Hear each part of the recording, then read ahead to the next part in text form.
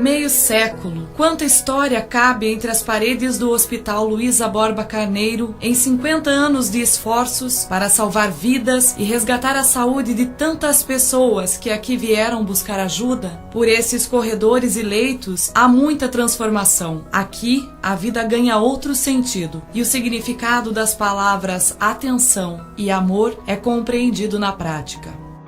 Tudo começou em 24 de maio de 1960, quando o governador do Paraná, Moisés Lupion, inaugurou a estrutura do Hospital Luísa Borba Carneiro. Por 2 anos, tudo permaneceu fechado, mas depois, o HLBC teve seus leitos preenchidos por pacientes de todo o Paraná, vítimas dos graves incêndios que acometeram o estado em 1963. Mais tarde, foram trazidos para cá os enfermos de pênfigo foliáceo, doença de pele conhecida como fogo selvagem. Quem conta estas e outras histórias do Hospital Luísa Borba Carneiro são aqueles que dedicaram boa parte de suas vidas ao atendimento, que por vezes exigiu muita coragem.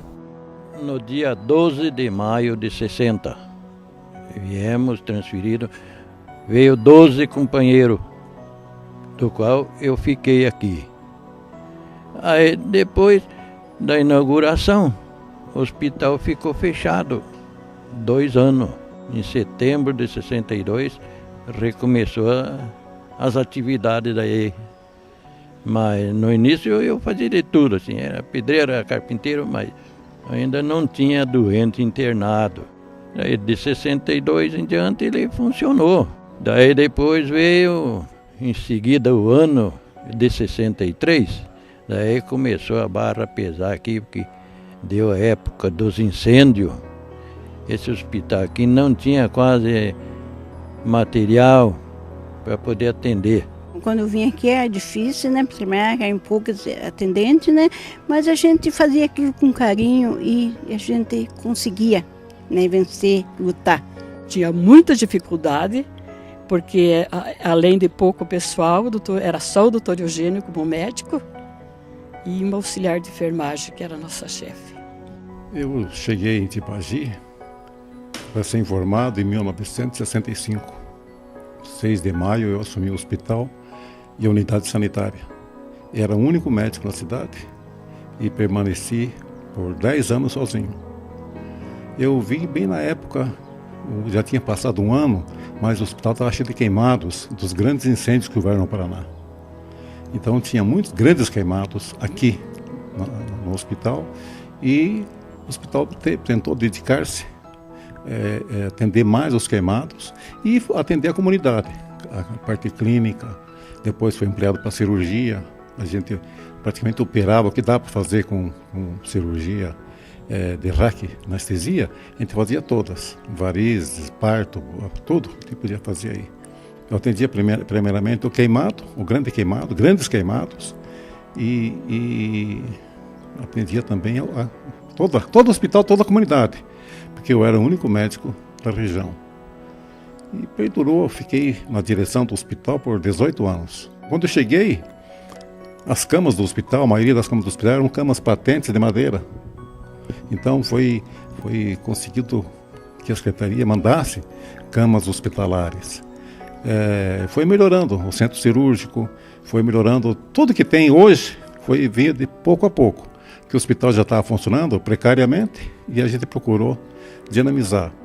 A instituição servia a uma vasta e pobre região escassamente povoada, o que tornava o hospital ocioso. Mas em agosto de 1963, a estrutura viria a ser completamente usada. Inúmeros incêndios acometeram a população paranaense. Uma central de queimados foi instalada e recebia as vítimas da catástrofe. O governo enviou ajuda. 2 médicos e 2 enfermeiros norte-americanos completaram uma equipe do então estado da Guanabara, aqui em Tibagi. O hospital de Tibagi chegava a atender queimados de todo o Paraná. Nós tivemos um dia que houve uma explosão lá em Campo do Mourão e num dia recebemos 4 ambulâncias cheias de queimados. E era o único médico para atender todo mundo. Então foi difícil. Aqui foi feito o centro de triagem dos queimados. Eu recebia tudo aqui. Inclusive nós tivemos um queimado que ficou parecido uma múmia, porque era enrolado de faixa inteirinho. tinha uma enfermeira americana dia e noite pingando o remédio com conta-gota na boca dele. Era difícil porque nós éramos poucas e tinha que dar conta daquele recado. Os queimados era muito, porque eram grandes queimados, né? Criança, adulto, jovens, adolescente. Era muito porque foi logo depois que o Paraná teve um tempo, que teve uma tragédia, né, com fogo. Eles vieram para cá. Com tamanho desafio e tantas dificuldades, quem atuava no hospital naquela época precisava muitas vezes conter a emoção e simplesmente seguir trabalhando. Os queimados, sim, porque as crianças era muito triste fazer o curativo deles. Mas a gente fazia esforço para não chorar, né? Porque eles não podiam ver que a gente estava chorando. Muitas crianças também queimadas, elas saíram com sequelas da queimadura, mas saíram andando, abraçando a gente, feliz. Havia uma abnegação dos funcionários. Os funcionários da época, eles consideravam o hospital como um hospital da comunidade. E eles não ligavam muito para o horário. Eles vinham porque o hospital era deles, não era um hospital do governo. As nossas cozinheiras trabalhavam 12 horas por dia, recebendo 4, 6 horas, porque era o hospital da cidade. O pessoal da enfermagem, tinha uma auxiliar de enfermagem só, o resto eram atendentes. Trabalhavam também 12, 24 horas, porque o hospital, eles sentiam que o hospital era da comunidade. Não é um hospital como hoje existe, o hospital é do governo, o governo que se vire. Naquela época a gente conseguiu criar uma filosofia assim, o hospital é nosso, vamos dar o que temos por ele. Em seguida, uma nova missão: receber pacientes de pênfigo que vinham de longe em busca de auxílio. Pênfigo é aquela doença de pele, não sei se você viu falar, fogo selvagem, né? E eles ficaram por vários tempos aqui, ficaram muitos anos. Tinha bastante gente. Assim como vinha gente bom, também morriam aqui também, porque às vezes a doença estava muito alastrada no corpo, então acabavam falecendo. Não era a minha especialidade, fiz um treinamento rápido e tivemos aqui quase 20 pessoal do pênfigo foliáceo. Eles não eram nenhum da região, eram tudo do norte velho, e eles não tinham morada fixa. E os pênfigos era mais fácil de cuidar, porque eles gostavam de ir para o banheiro, eles não tinham assim aquela dor como queimado, né? Já era mais fácil de cuidar deles. A gente se emocionava com o jeito deles. Os pênfigo, as mulheres mais sãs, mais que estavam já melhor, ajudavam a gente nos que estavam acamados. Muito, foi uma missão, mais uma missão do que um trabalho de enfermagem que a gente praticou naquele tempo. E a missão que cada um cumpria deixou cicatrizes invisíveis. Quem presenciou situações onde vida e morte eram separadas por uma frágil linha, não esquece o esforço das pessoas envolvidas na tentativa de salvar. Foi muitas vidas, não foi poucas, foi muitas vidas. Eu gostava, assim, quando a pessoa chegava bem mal, que eu fosse salvar aquela vida e ele fosse melhorando. Para mim aquilo era muita alegria. Eu vi, se fosse ficar impressionado mesmo, daí até a gente largava do serviço. Se eu não ir, o senhor vai a Castro, vai ajudar a puxar os quebrados lá. Cheguei lá, tinha mais uma, 2 ambulâncias, depois chegou mais outra, comigo 4. Cada um de nós demos 3 viagens para Ponta Grossa ali, carregando 3 pessoas cada vez. Que foi de um acidente de um ônibus da Puma, que bateu com um caminhão de soja, né? Morreu 9 no lugar e ficou 28 feridos. Essa vez, então, se fosse ficar impressionado mesmo, teria largado do serviço. Foi um acidente da Batava, naquela época, veio para cá, o seu João Evangelista cortou o braço, no qual nós aqui, foi socorrido aqui no centro cirúrgico, eu participava muito do centro cirúrgico, e foi amputado o braço dele. E naquilo, nós salvamos ele, foi salvo, foi cortado e que hoje ainda está bem ele. Foi muito emocionante. Teve uma senhora que esse não foi do fogo do problema do Paraná, foi mais ela que, como tentativa de suicídio, né, que ela brigou com o marido, se jogou, queimou toda inteirinha, mas saiu andando também. Ela cantava para nós. Medo, coragem e compaixão eram companheiros de ofício. As crianças não tinham resistência para morria por qualquer doença, uma bronquite, uma desidratação, elas não tinham mamado leite materno ou colostro. Então perdia-se muita criança por esse princípio. Hoje, e o nosso consultório era lotado de criança. Com a instituição da amamentação e orientação para voltar a amamentar as crianças, hoje é difícil, é raro ver uma criança na sala de espera. Diminuiu muito. E as crianças são bem nutridas, não corre aquele risco que eu passei, aquele desespero que eu passei, aquela agonia que eu passei, aquele medo que eu passei, aquele desespero que eu passei, aquela vontade de sumir que eu tinha quando eu perdia crianças, porque não eram crianças fracas. Intuição e experiência prática foram imprescindíveis. Uma mãe de um deputado, que eu não lembro o nome dela e nem sei quem é o deputado, chegou paralítica aqui em Tibagi, e a gente cuidou dela e eu com a outra companheira minha, a gente lutava.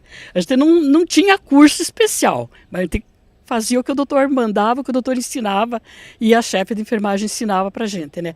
Então a gente cuidou dela, ela saiu andando daqui, mas a gente foi com ela andava já, mas ela tinha muito medo. Nós fomos andando, quando chegou lá no fim, faltava uns 5 metros, nós fomos largando de pouquinho. Quando ela chegou na parede, ela gritava, falava, xingava, mas de alegria, né? Ela estava feliz, contente. Isso foi uma alegria muito grande. Na falta de estrutura, criatividade e improvisação entravam até na sala de cirurgia. Aqui, sempre quando chovia, apaga a luz. Então, às vezes, uma cesariana, eu fazendo sozinho, ou só com uma enfermeira ajudando, aconteceu um dia de apagar a luz. E a raquianestesia é uma coisa que dura 40 minutos. Tentamos fazer com vela, com liquinho, não tinha gás, foi uma correria toda. Então, uma enfermeira, a Almira, lembrou-se que o marido dela tinha uma espingarda para caçar paca. E ela, então vá buscar. Ela foi buscar lá a espingarda com lâmpada, com coisa lá, e chegou ela, logo voltou ela. Tudo nós aguardando a chegada dela e o doente acordado, porque entrar aqui anestesia. Chegou a mim, olha, doutor, a espingarda, o cibié, a lâmpada, não sai, está enroscada. Não está presa na espingarda. Eu falei, dá para iluminar? Dá. Então ela entrou com a espingarda e tudo, ela mirou a barriga da mulher com a espingarda e ficou o tempo todo mirando a espingarda e nós terminamos a cirurgia desse jeito. Então, houve de tudo que você pode esperar. Chegou uma mulher também de parto que tinha que fazer a reversão da criança. Eu nunca tinha visto isso, mas eu tinha que fazer, não tinha para onde ir. E fiz essa reversão. De criança vinha com o braço preso à cabeça, eu tive que buscar as perninhas, tirar e fazer o parto. Então, são experiências assim que hoje eu não me meto mais a fazer mais, porque tem especialidades aqui próximas.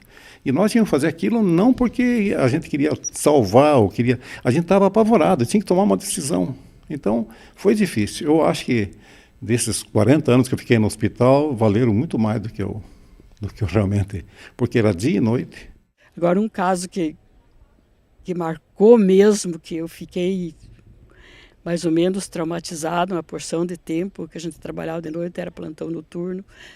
Eu não era muito tempo, foi quando mataram um primo do Dr. Eugênio na praça e veio mais 2 baleados para cá e um faqueado. A gente, como é que se diz, os inimigos, um ficou de um lado, outro ficou do outro, e a gente tinha que fazer assim, vinha de lá de onde é consultório dos médicos agora, até lá no fim do hospital, para cuidar de um, e vieram sozinho. Aí foi difícil mesmo, mas passou. Entre tristezas e alegrias, a trajetória de cada um ficou marcada por barreiras transpostas a partir de muita dedicação e perseverança. Os momentos mais difíceis foram superados à custa de suor e de força de vontade. Ficou um hospital de referência para queimados aqui, Mas o hospital também era de clínica médica e cirurgia. E com essa mistura de queimados, pênfigo foliáceo, clínica, nós tivemos até problemas gravíssimos com infecção hospitalar generalizada, de grande mortalidade dos nossos pacientes, porque estava contaminado o hospital. Daí um dia fui a Curitiba e disse, olha, eu estou abandonando o hospital, não vou para lá porque está morando todo mundo. Daí eles me autorizaram a não internar mais o queimado. Que eu pedia, por favor, não se interne aqui, porque eu não tenho condições de salvar você. Então, era uma infecção hospitalar gravíssima. Retirando alguns doentes, mandando embora alguns doentes, conseguimos debelar essa infecção hospitalar. Mas foi gravíssima, sem apoio de ninguém, sem entender o que estava acontecendo. Isso foi o que mais me marcou. Cada criança que nascia era uma alegria imensa. Cada pessoa que saía já são, né? A gente era outra alegria também. É isso aí. A gente ficava triste quando não conseguia, que a pessoa ia a óbito, né? A gente ficava triste junto com as outras pessoas. Então vinha gente de toda parte. Tinha dias que nós fazíamos 3 cesarianas numa noite. E 2 médicos só, ou 3, a doutora Zeroide não era da cirurgia, 2 na cirurgia. Então houve um momento que o hospital era uma coisa notável. E a gente não tinha nem preparo para fazer isso tudo. A gente tinha que enfrentar a intuição. Nesse contexto, nascem aqueles a quem chamamos de heróis. O Dr. Eugênio, a gente diz, foi um herói, foi um missionário. Daí eu recebi mais 2 médicos para me ajudar, o Dr. João Baroni e a doutora Zoraide Baroni. Naquele tempo, já com mais médicos, podia fazer mais cirurgias. A gente trabalhou em um hospital que a gente aqui não tinha como sair de Tibagi, porque não tinha asfalto.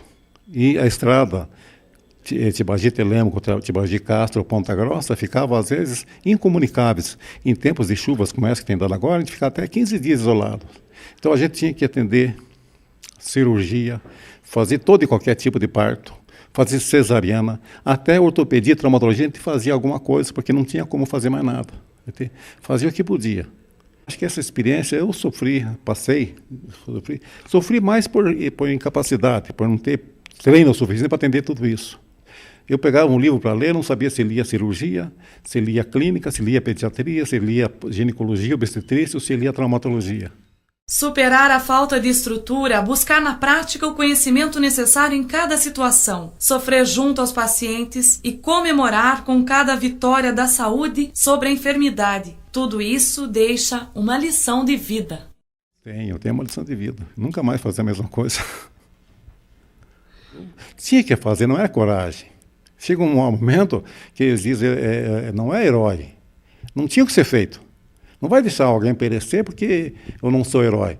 A lição de vida é esta. Quando eu entrei aqui, eu achava que eu era uma mulher muito sofredora, por ser pobre, né? Achava que eu era muito sofredora, eu lavava roupa para fora. Então eu achei que só eu que sofria muito, mas daí a gente viu quanto sofrimento que tem, além da gente, e daí a lição é ajudar sempre os outros em prol da vida. Em cada lembrança, uma mensagem especial. Olha, o que mais eu lembro disso aí é ver aqueles funcionários antigos que tratavam o hospital como um hospital da comunidade, que eles não tinham horário para trabalhar. Eu me lembro que fazia baile, as orquestras vinham tocar de graça aqui para a gente.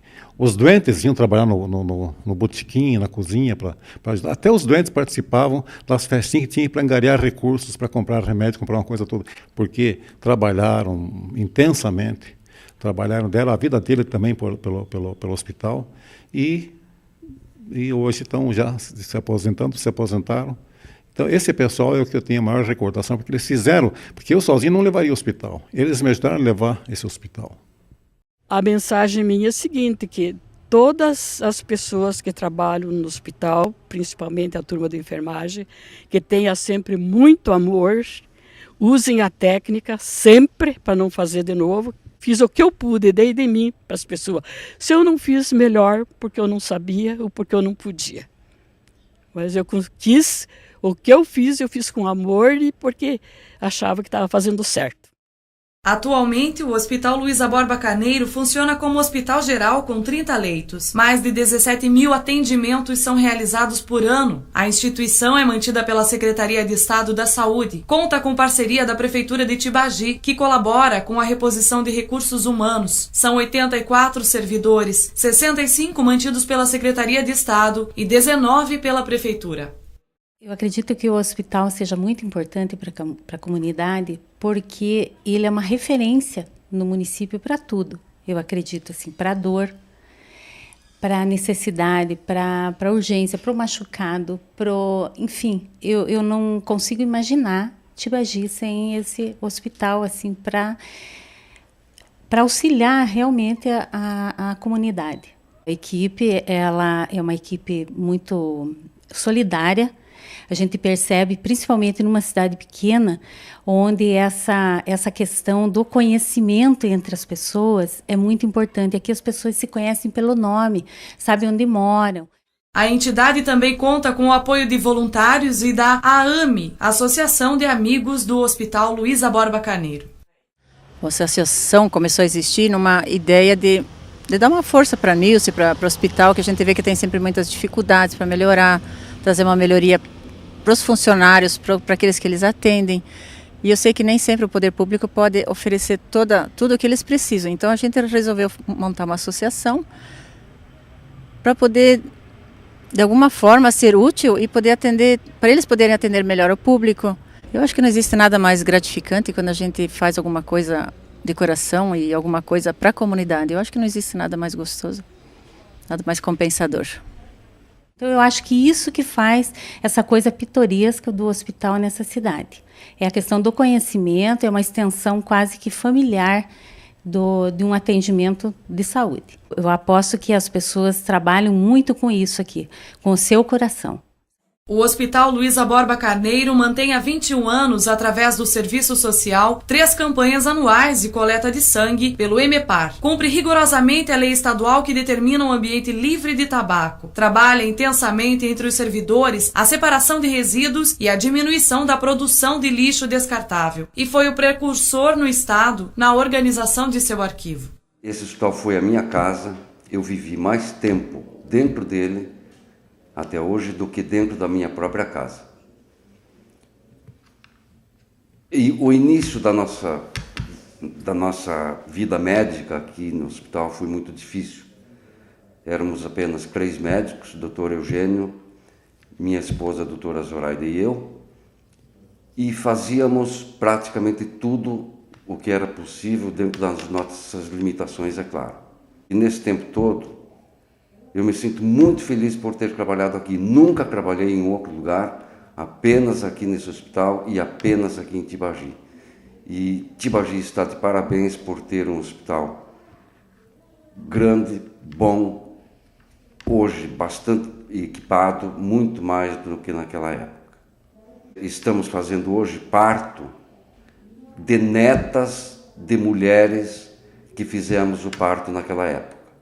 Portanto, eu conheço as pessoas, eu conheço as doenças das pessoas como poucos. Nós conhecemos as pessoas como se fossem da família.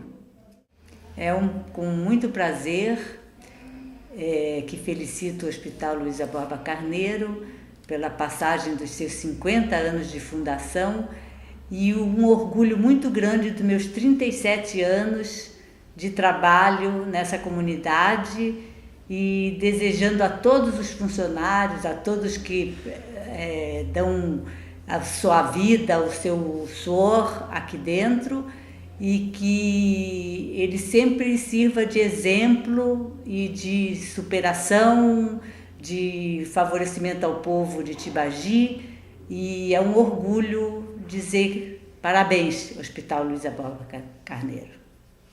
Com muito prazer, né? E desde o ano 84, como médico, venho servindo essa comunidade e com alegria, inclusive por reconhecimento da população, fui até vice-prefeito dessa cidade já, e com honra, orgulho, e continuo servindo até hoje, no ano 2010. Era uma missão, eu gosto daqui, nasci aqui, meus pais, meus avós, meus bisavós, tudo daqui. Então, se eu tenho essa consideração, para mim, eu estou muito feliz.